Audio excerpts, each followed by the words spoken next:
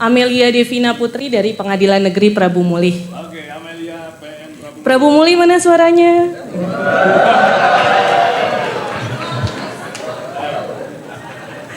Yang pertama adalah seperti dikatakan tadi, perempuan sejak lama tidak mendapatkan hak-hak yang setara dengan laki-laki.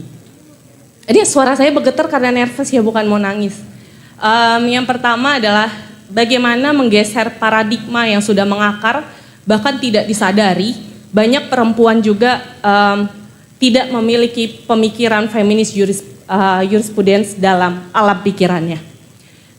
Sehingga untuk menggeser paradigma patriarki itu sendiri adalah hal yang sulit dan tidak mudah. Terutama bagi rekan-rekan perempuan saya di sini, saya mengetahui sulit menjadi hakim.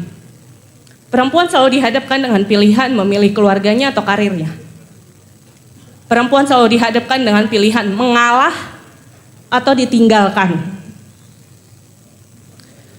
Dan itu adalah kesadaran kolektif yang sampai saat Terus. Dan itu adalah kesadaran kolektif yang mengakar dalam diri perempuan itu sendiri. Dan ketika kita mempertentangkan itu dengan patriarki, menurut saya itu akan menjadi kontraproduktif dengan apa yang ingin dicapai oleh feminis jurisprudence itu sendiri. Jadi pertanyaan saya, bagaimana cara kita semua, baik perempuan maupun laki-laki, membangun sebuah paradigma berpikir yang baru, membangun sebuah kesadaran kolektif bahwa perempuan ini bukan hendak disamakan betul-betul dengan laki-laki, tetapi karena perempuan memiliki kelemahan-kelemahan itu, dia perlu difasilitasi sehingga dia mendapatkan kesempatan yang sama dengan laki-laki. Bagaimana untuk menggeser paradigma itu, terutama untuk hakim-hakim perempuan di sini, selain rentan atas hal yang saya sebutkan tadi, kami rentan atas berbagai kekerasan seksual yang terjadi di daerah yang notabene-nya pola pemikirannya masih sangat dulu ketika di daerah. Berbeda ketika saya di Jakarta, ketika kita di kota mungkin pemahamannya sudah baru, tapi kami bekerja di daerah-daerah yang sungguh masih sangat patriarki. Jadi untuk menggeser paradigma itu dan membangun kesadaran kolektif dan tanpa mempertentangkan dengan patriarki yang memang sudah ada dan terbangun itu bagaimana Pak? Lalu yang kedua adalah pertanyaan saya, mengapa integritas selalu dipertemankan dengan kemiskinan? Kenapa integritas selalu dipertemankan dengan kesulitan? Kenapa seperti tadi dikatakan bahwa integritas itu akan menghadapi berbagai cobaan? Kenapa kita tidak membangun sebuah sistem yang berpihak pada integritas? Sehingga yang berintegritas tidak mengalami kesulitan dalam mempertahankan prinsipnya. Apakah tidak ada sebuah analisis ekonomi yang menguntungkan bagi integritas?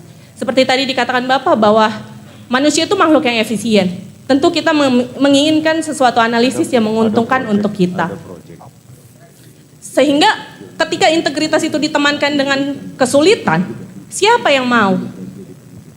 Siapa yang bersedia untuk memegang integritas itu Pak? Apakah secara filosofis ada suatu keuntungan yang diperoleh dari integritas? Sehingga kita berhenti menyandingkan integritas dengan kesulitan, dengan kemiskinan dan sebagainya. Lalu dan bagaimana kita selalu diajarkan untuk bersyukur ya Pak. Tapi kita juga perlu mengetahui ketika hak-hak kita tidak terpenuhi, kapan kita harus protes, kapan kita harus merasa bahwa ini tidak cukup, tidak mungkin kami hidup dengan ini, tidak mungkin kami hidup dengan kesulitan ini. Sedikit curhat ya Pak, hakim itu jaminan kesehatannya kami ini BPJS. BPJS itu sakit Pak, saya 2 kali operasi tahun lalu menggunakan BPJS. Operasi usus buntu dan kista. Sulit BPJS itu karena saya harus ke rumah sakit ini, rujukan ke sini, sementara saya kerja di daerah. Pelayanan rumah sakit di daerah itu jauh dari kata baik Pak. Sehingga saya harus bolak-balik ke Jakarta mencari rumah sakit yang menerima rujukan untuk saya.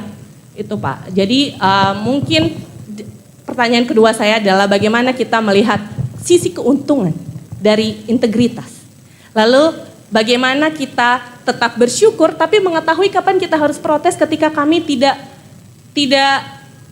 kami mengetahui posisi kami ini memang kurang gitu loh. mengetahui kapan kami harus protes itu Pak. Terima kasih Pak. Ayo beri tepuk tangan ya.